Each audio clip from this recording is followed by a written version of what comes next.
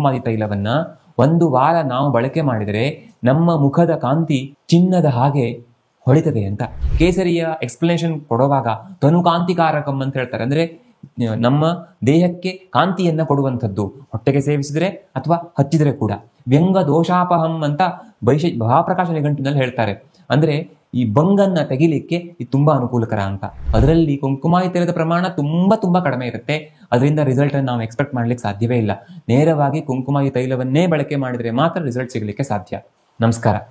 ಸಪ್ತರಾತ್ರ ಪ್ರಯೋಗೇಣ ಭವೇತ್ ಕಾಂಚನ ಸನ್ನಿಭಂ ಕುಂಕುಮಾದ್ಯಮಿದಂ ತೈಲಂ ಅಶ್ವಿಭ್ಯಾಂ ನಿರ್ಮಿತಂ ಪುರ ಅಂತ ವೈಷ್ಣ್ಯ ರತ್ನಾವಳಿ ಗ್ರಂಥದಲ್ಲಿ ಹೇಳ್ತಾರೆ. ಅಂದ್ರೆ ಅಶ್ವಿನಿ ದೇವತೆಗಳಿಂದ ನಿರ್ಮಿಸಲ್ಪಟ್ಟಂತಹ ಈ ಕುಂಕುಮಾದಿ ತೈಲವನ್ನ 1 ವಾರ ನಾವು ಬಳಕೆ ಮಾಡಿದರೆ ನಮ್ಮ ಮುಖದ ಕಾಂತಿ ಚಿನ್ನದ ಹಾಗೆ ಹೊಳಿತದೆ ಅಂತ. ಹೀಗೆ ಹೇಳಿದಾಗ ನಿಮಗೆ ಅನಿಸ್ಬೋದು ಆಯುರ್ವೇದದಲ್ಲಿ ಈ ತರ ಹೇಳಿದ್ದಾರೆ ಸರಿ, ಆದ್ರೆ ನಮಗೆ ಯಾರಿಗೂ ಅಂಥ ರಿಸಲ್ಟ್ ಕಾಣ್ಲಿಕ್ಕೆ ಸಿಗ್ಲಿಲ್ವಲ್ಲ ಅಂತ. ಹಾಗಾಗಿ ಇಂದು ನಾವು ಕುಂಕುಮಾದಿ ತೈಲದ ಸ್ಪೆಷಾಲಿಟಿ ಏನು, ಅದನ್ನು ಹೇಗೆ ಬಳಕೆ ಮಾಡಬೇಕು, ಕೆಲವೊಮ್ಮೆ ಯಾಕೆ ನಾವು ರಿಸಲ್ಟ್ ಅನ್ನು ಅದರಲ್ಲಿ ಕಾಣೋದಿಲ್ಲ, ಅದೇನೇನಾದ್ರು ಸೈಡ್ ಎಫೆಕ್ಟ್ಸ್ ಇದೆಯಾ, ಜೊತೆಗೆ ಈ ಕುಂಕುಮಾದಿ ತೈಲ ಖರೀದಿ ಮಾಡ್ಲಿಕ್ಕೆ ಹೋದ್ರೆ ಅಯ್ಯೋ ಇಷ್ಟೊಂದು ಕಾಸ್ಟ್ಲಿನ ಅಂತ ಅನ್ನಿಸಿದ್ರೆ, ಜೊತೆಗೆ ಮನೆಯಲ್ಲಿ ಮಾಡಿಕೊಳ್ಳುವ ಉತ್ಸಾಹ ಇದ್ದವರಿಗೆ ನಾನು ಮಿನಿ ಕುಂಕುಮಾದಿ ತೈಲವನ್ನ ಮಾಡ್ಕೊಳ್ಳೋದು ಹೇಗೆ ಅನ್ನೋದನ್ನ ಕೂಡ ಹೇಳ್ಕೊಡ್ತೇನೆ. ಮೊದಲನೇದಾಗಿ ಕುಂಕುಮಾದಿ ತೈಲದ ಪ್ರಯೋಜನಗಳನ್ನು ನೋಡೋಣ. ಸಮ್ಯಕ್ ಪಕ್ವಂ ಪರಮಿ ಏತನ್ ಮುಖವರ್ಣ ಪ್ರಸಾದನಂ ಅಂತ ಹೇಳ್ತಾರೆ. ಅಂದ್ರೆ ಸಮ್ಯಕ್ ಪಕ್ವಂ ಸರಿಯಾಗಿ ರೀತಿಯಲ್ಲಿ ತಯಾರಾಗಿದ್ರೆ ಇದು ಮುಖವರ್ಣ ಪ್ರಸಾದನ, ಮುಖದ ಕಲರ್ ಕೊಡ್ಲಿಕ್ಕೆ, ಮುಖಕ್ಕೆ ಒಳ್ಳೆಯ ಕಾಂತಿಯನ್ನ ಕೊಡ್ಲಿಕ್ಕೆ ಪರಂ ಅಂದ್ರೆ ಅತ್ಯಂತ ಶ್ರೇಷ್ಠವಾದದ್ದು ಅಂತ.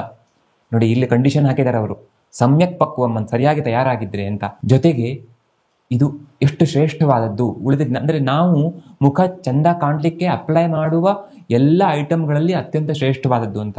ಮತ್ತೆ ಈ ಕುಂಕುಮಾದಿ ತೈಲದನ್ನ ತಯಾರು ಮಾಡಲಿಕ್ಕೆ ಬಳಕೆ ಮಾಡುವಂತಹ ದ್ರವ್ಯಗಳಿವೆಯಲ್ಲ, ಅವೆಲ್ಲ ದ್ರವ್ಯಗಳು ಕೂಡ ಚರ್ಮಕ್ಕೆ ಒಳ್ಳೆಯದನ್ನು ಉಂಟು ಮಾಡುವು. ಚರ್ಮಕ್ಕೆ ಏನಾದರೂ ಸಮಸ್ಯೆ ಇದ್ರೆ ಅದನ್ನ ದೂರ ಮಾಡುವಂಥವು. ಸಾಮಾನ್ಯವಾಗಿ ಚರ್ಮ ರೋಗ ಇರುವಂಥವರಿಗೆ ನಾವು ಕೊಡುವಂಥ ಔಷಧಗಳು. ಹಾಗಾಗಿ ಈ ಸಾಮಾನ್ಯವಾಗಿ ಕಾಸ್ಮೆಟಿಕ್ಸ್ ಅನ್ನ ಅಪ್ಲೈ ಮಾಡಿ ಮುಖ ಹಾಳಾಗತ್ತಲ್ಲ, ಹಾಗಾಗ್ಲಿಕ್ಕೆ ಸಾಧ್ಯ ಇಲ್ಲ ಅಂತ. ಮತ್ತೆ ಕುಂಕುಮಾದಿ ತೈಲವನ್ನೇ, ನಿಜವಾದ ಕುಂಕುಮಾದಿ ತೈಲವನ್ನೇ ಬಳಕೆ ಮಾಡಿದರೆ ಅದು 100% ನ್ಯಾಚುರಲ್ ಆಗಿರುತ್ತೆ ಹೊರತು ಅದರಲ್ಲಿ ಯಾವುದೇ ಕೆಮಿಕಲ್ಗಳ ಬಳಕೆ ಆಗಿರೋದಿಲ್ಲ. ನೀಲಿಕಾ ಪಿಡಕಾ ವ್ಯಂಗಾನ್ ಅಭ್ಯಂಗಾದೇವ ನಾಶಯೇತ್ ಅಂದ್ರೆ ಈ ಕೆಲವು ಕಲೆಗಳು, ಉದಾಹರಣೆಗೆ ಮೊಡವೆ ಆಗಿ ಹೋದಂತಹ ಉಳಿದಂತಹ ಕಲೆ, ಅಥವಾ ಬಂಗು, ವ್ಯಂಗ ಅಂದ್ರೆ ಬಂಗು ಅಂತ, ಪಿಡಕ ಅಂದ್ರೆ ಉದಾಹರಣೆಗೆ ಮೊಡವೆ ಅಂತ ಅಂದ್ಕೊಳ್ಬೋದು ಮುಖದ ವಿಷಯ ಆಗಿದ್ದಕ್ಕೆ. ಸೊ ಆ ಥರದ ಯಾವುದೇ ಕಜ್ಜಿ ಗುಳ್ಳೆ ಇವುಗಳ ಆಗಿದ್ದಂತಹ ಕಲೆ ಹೋಗ್ಲಿಕ್ಕೆ, ಸಮಟೈಮ್ಸ್ ಆ ಸಮಸ್ಯೆಯೇ ಗುಣ ಆಗ್ಲಿಕ್ಕೆ ಈ ತೈಲ ತುಂಬಾ ಅನುಕೂಲಕರ. ಅಭ್ಯಂಗಾದೇವ ನಾಶ ಆಯ್ತು ಅಂದ್ರೆ ಜಸ್ಟ್ ಹಚ್ಚೋದ್ರಿಂದ, ಅಂದ್ರೆ ಅಭ್ಯಂಗ ಮಾಡ್ಕೊಳ್ಳೋದ್ರಿಂದ ನಾಶ ಆಗತ್ತೆ, ಗುಣ ಆಗತ್ತೆ ಅಂತ ಅರ್ಥ. ಒಟ್ಟಿನಲ್ಲಿ ಚರ್ಮ, ಅದರಲ್ಲೂ ವಿಶೇಷವಾಗಿ ಮುಖದ ಕಾಂತಿಯನ್ನ ಹೆಚ್ಚು ಮಾಡಿ ಮುಖಕ್ಕೆ ಇರುವಂತ ಬಂಗೋ ಇನ್ಯಾವುದೋ ಕಲೆಯನ್ನ ಪೂರ್ತಿಯಾಗಿ ಗುಣ ಮಾಡುವಂತ ತಾಕತ್ತು ಕುಂಕುಮಾದಿ ತೈಲಕ್ಕೆ ಇದೆ ಅಂತ.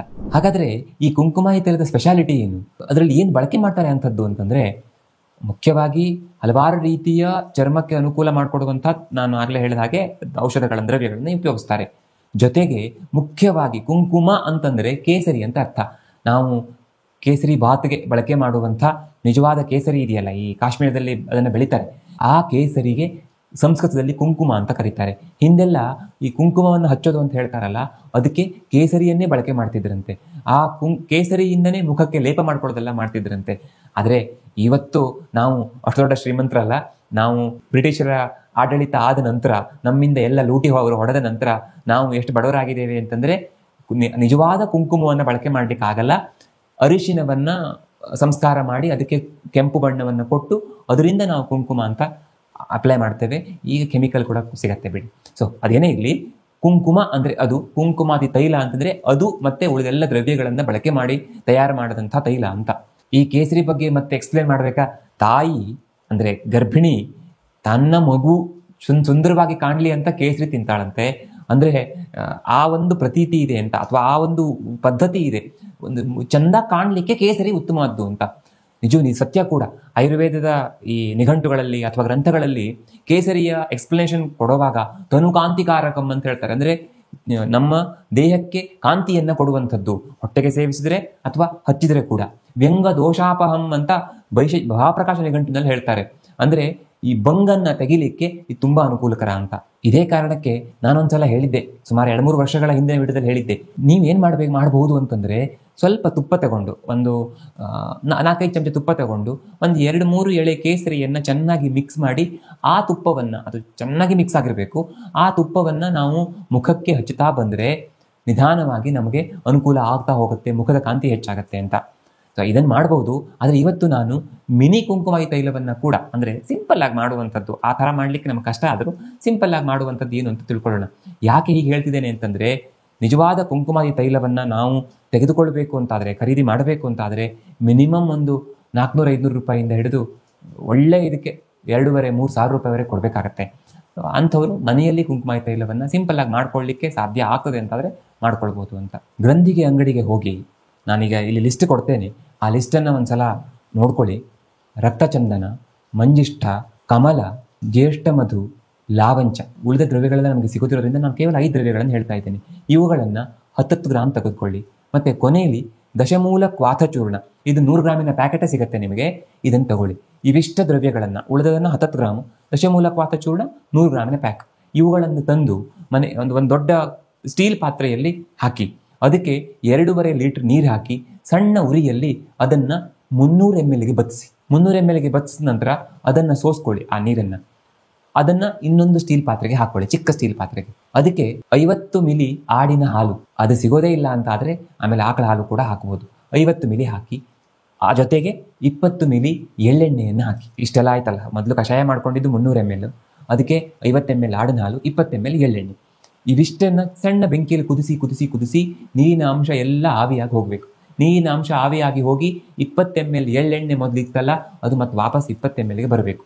ಇದಕ್ಕೆ ಅದು ರೆಡಿ ಆದ ನಂತರ ನಾವು 20 ml ಎಳ್ಳೆಣ್ಣೆಯನ್ನು ವಾಪಸ್ ತೆಗೆದುಕೊಂಡ ನಂತರ ಅದಕ್ಕೆ 5 ಗ್ರಾಮ್ನಷ್ಟು, ಸಾಧ್ಯ ಆಗಲ್ಲ ಅಂದರೆ 2 ಗ್ರಾಮ್ ಹಾಕಿ, ಕೇಸರಿಯನ್ನು ಹಾಕಿ ಚೆನ್ನಾಗಿ ಮಿಕ್ಸ್ ಮಾಡಬೇಕು.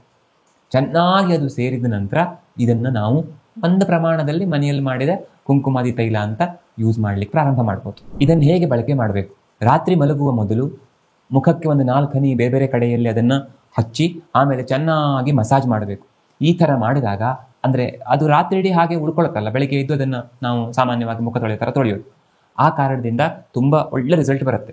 ಆದರೆ ಕೆಲವೊಬ್ಬರಿಗೆ ಎಣ್ಣೆ ಹಚ್ಚಿದರೆ ಮೊಡವೆ ಆಗೋದೆಲ್ಲ ಆಗುತ್ತೆ. ಅಂದರೆ ನಾವು ಏನನ್ನು ಗುಣ ಮಾಡಲಿಕ್ಕೆ ಹೋಗಿದ್ದೀವೋ ಅದೇ ಬರುವ ಚಾನ್ಸಸ್ ಇರುತ್ತೆ. ಆಯಿಲಿ ಸ್ಕಿನ್ ಇದ್ದವರಿಗೆ ಅದು ಕಷ್ಟ ಆಗ್ಬೋದು. ಅಂಥವರು ಇದನ್ನು ಬೇರೆ ಸಮಯದಲ್ಲಿ ಹಚ್ಚಿ ಒಂದು ಅರ್ಧ ಗಂಟೆ ಹೀಗೆ ಬಿಟ್ಟು ಅದನ್ನು ಚೆನ್ನಾಗಿ ವಾಶ್ ಮಾಡ್ಕೊಳ್ಬೋದು. ನಾವು ನ್ಯಾಚುರಲ್ ಬಾತಿಂಗ್ ಪೌಡ್ರಲ್ಲಿ ವಾಶ್ ಮಾಡಿಕೊಂಡ್ರೆ ತುಂಬ ಒಳ್ಳೆಯದು. ಇನ್ನು ಎರಡನೇದು ನಸ್ಯ.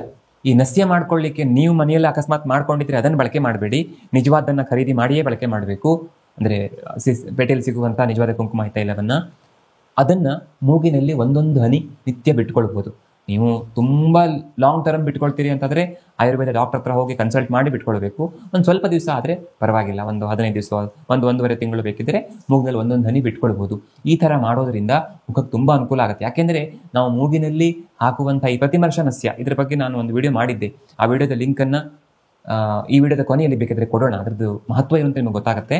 ಸೊ ಆ ಡ್ರಾಪನ್ನು ಮೂಗಿನಲ್ಲಿ ಬಿಟ್ಕೊಳ್ಳೋದ್ರಿಂದ ನಮಗೆ ಒಳಗಡೆಯಿಂದ ಕೂಡ ಮುಖದ ಕಾಂತಿ ಹೆಚ್ಚಾಗಲಿಕ್ಕೆ ಅನುಕೂಲ ಆಗುತ್ತೆ. ಇದನ್ನು ಆಯುರ್ವೇದ ಎಕ್ಸ್ಪ್ಲೇನ್ ಮಾಡುತ್ತೆ ಕೂಡ. ಇನ್ನು ಇದರಿಂದ ಸೈಡ್ ಎಫೆಕ್ಟ್ಸ್ ಇದೆಯಾ? ಮೊದಲನೇದಾಗಿ ಆಯಿಲಿ ಸ್ಕಿನ್ ಇರೋರಿಗೆ ಸ್ವಲ್ಪ ತೊಂದರೆಗಳಾಗ್ಬೋದು, ಅಂಥವ್ರು ಯೂಸ್ ಮಾಡೋದು ಬೇಡ. ಡ್ರೈ ಸ್ಕಿನ್ ಇರೋರಿಗೆ ತುಂಬ ಅನುಕೂಲ ಆಗುತ್ತೆ. ಎರಡನೇದಾಗಿ ಅಲರ್ಜಿ, ಎಲ್ಲೋ ಲಕ್ಷಕ್ಕೊಬ್ಬರಿಗೆ ಇದನ್ನು ಹಚ್ಚಿದಾಗ ಅಲರ್ಜಿ ಥರ ಆದರೂ ಆಗಬಹುದು. ತೀರಾ ಅಪರೂಪಕ್ಕೆ ಆ ಥರ ನಿಮಗೆ ಡೌಟ್ ಇದ್ದರೆ 1-2 ಹನಿಯನ್ನು ಎಲ್ಲೋ ಕೈ ಮೇಲೆ ಅದನ್ನು ಹಾಕಿ ಅದನ್ನು ಒಂದು 10 ನಿಮಿಷ ಹಾಗೆ ಬಿಟ್ಟು ಅಥವಾ ಒಂದು 4 ದಿನ ಅದೇ ಜಾಗದಲ್ಲಿ ಹಚ್ಚಿ ನೋಡ್ಬೋದು. ಬೇಕಿದ್ರೆ ಆ ಥರ ಮಾಡಿ ನೋಡಿ, ಏನೂ ತೊಂದರೆ ಆಗಲಿಲ್ಲ ಅಂದರೆ ಆಮೇಲೆ ಬಳಕೆ ಮಾಡ್ಬೋದು. ಅಲರ್ಜಿ ಆಗ್ಬೋದು ಅನ್ನೋ ಭಯ ಇರುವವರಿಗೆ. ಈಗ ನಿಮಗೆ ಪ್ರಶ್ನೆ ಇರಬಹುದು, ಇಷ್ಟೆಲ್ಲ ಹೊಗಳ್ತಾರೆ, ಏನು 1 ವಾರದಲ್ಲಿ ಕಾಂತಿಯನ್ನು ಕೊಟ್ಬಿಡುತ್ತೆ ಅಂತ ಹೇಳ್ತಾರೆ, ಆದರೆ ನಮಗೆ ಅಂಥ ರಿಸಲ್ಟ್ ಎಲ್ಲೂ ಕಾಣಲಿಲ್ವಲ್ಲ ಅಂತ. ಮೊದಲನೇದಾಗಿ ಕೇಸರಿಯನ್ನು ಎಷ್ಟು ಪ್ರಮಾಣದಲ್ಲಿ ಬಳಕೆ ಮಾಡಿದ್ದಾರೆ ಅನ್ನೋದು.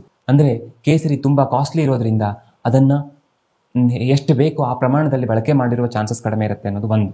ಎರಡನೇದಾಗಿ ತಯಾರು ಮಾಡಿದವರು ಅಶ್ವಿನಿ ದೇವತೆಗಳಾದರೆ 1 ವಾರ ಸಾಕು. ನಮ್ಮಂಥವ್ರು ತಯಾರು ಮಾಡಿದರೆ ಕನಿಷ್ಠ 7 ದಿನ ಅಲ್ಲ 70 ದಿನ ಬೇಕಾಗತ್ತೆ. ಅಂದರೆ ನಾವು ಅಷ್ಟು ದೀರ್ಘಕಾಲದವರೆಗೆ ಅದನ್ನು ಅಪ್ಲೈ ಮಾಡ್ತಾ ರಿಸಲ್ಟ್ ಸಿಗುತ್ತೆ. 4 ದಿನಗಳಲ್ಲಿ, 1 ವಾರದಲ್ಲಿ, 10 ದಿವಸದಲ್ಲಿ ರಿಸಲ್ಟ್ ಸಿಗಲಿಕ್ಕೆ ಸಾಧ್ಯ ಇಲ್ಲ ಅಂತ. ಯಾಕೆಂದರೆ ಅಶ್ವಿನಿ ದೇವತೆಗಳು ಬಳಕೆ ಮಾಡಿದಂಥ ದ್ರವ್ಯಗಳ ಕ್ವಾಲಿಟಿ ಮತ್ತು ಆ ತಯಾರು ಮಾಡಿದವರಿಗೆ ಇರುವಂತಹ ಶಕ್ತಿ ಅದು ಬೇರೆನೇ ಲೆವೆಲ್ಗಿರುತ್ತೆ. ಮತ್ತು ಎಷ್ಟೋ ಜನ ಕುಂಕುಮಾದಿ ತೈಲವನ್ನು ಹಾಕಿ ಮಾಡಿದ ಕ್ರೀಮನ್ನು ಯೂಸ್ ಮಾಡಿ ನಾನು ಕುಂಕುಮಾದಿ ತೈಲ ಕ್ರೀಮ್ ಉಪಯೋಗಿಸಿದ್ದೇನೆ, ಸೋಪ್ ಉಪಯೋಗಿಸಿದ್ದೇನೆ ಅಂತ ಹೇಳ್ತಾರೆ. ಅದರಲ್ಲಿ ಕುಂಕುಮಾದಿ ತೈಲದ ಪ್ರಮಾಣ ತುಂಬ ಕಡಿಮೆ ಇರುತ್ತೆ. ಅದರಿಂದ ರಿಸಲ್ಟನ್ನು ನಾವು ಎಕ್ಸ್ಪೆಕ್ಟ್ ಮಾಡಲಿಕ್ಕೆ ಸಾಧ್ಯವೇ ಇಲ್ಲ. ನೇರವಾಗಿ ಕುಂಕುಮಾದಿ ತೈಲವನ್ನೇ ಬಳಕೆ ಮಾಡಿದರೆ ಮಾತ್ರ ರಿಸಲ್ಟ್ ಸಿಗಲಿಕ್ಕೆ ಸಾಧ್ಯ. ಮತ್ತು ಕೊನೆಯಲ್ಲಿ ನಾನು ಒಂದೆರಡು ವಿಷಯ ಹೇಳಲೇಬೇಕು. ಮೊದಲನೇದಾಗಿ ನಮ್ಮ ಮುಖ ಎಷ್ಟು ಚಂದವಾಗಿ ಸುಂದರವಾಗಿ ಕಾಣುತ್ತೆ ಅನ್ನೋದ್ರ ಬಗ್ಗೆ ತುಂಬ ಕಾಳಜಿ ಬೇಡ. ನಾವೇನು ಅನ್ನೋದನ್ನು ನಮ್ಮ ಒಳಗಿನಿಂದ ನಮ್ಮ ಜ್ಞಾನವೋ ಅಥವಾ ನಮ್ಮ ಒಳ್ಳೆಯತನವೋ ನಮ್ಮ ಸಾತ್ವಿಕ ಗುಣವೋ ಹೇಳಲಿ ಹೊರತು ನಮ್ಮ ಮುಖದ ಬಗ್ಗೆ ತುಂಬ ಕಾನ್ಸಂಟ್ರೇಷನ್ ಬೇಡ. ಎಲ್ಲಿಗೆ ಹೋದಾಗಲೂ ಏನೇ ಮಾಡುವಾಗಲೂ ನನ್ನ ಮುಖ ಚೆನ್ನಾಗಿ ಕಾಣಿಸ್ತಿಲ್ಲ ಅನ್ನುವ ಹಿಂಜರಿಕೆ ಬೇಡ.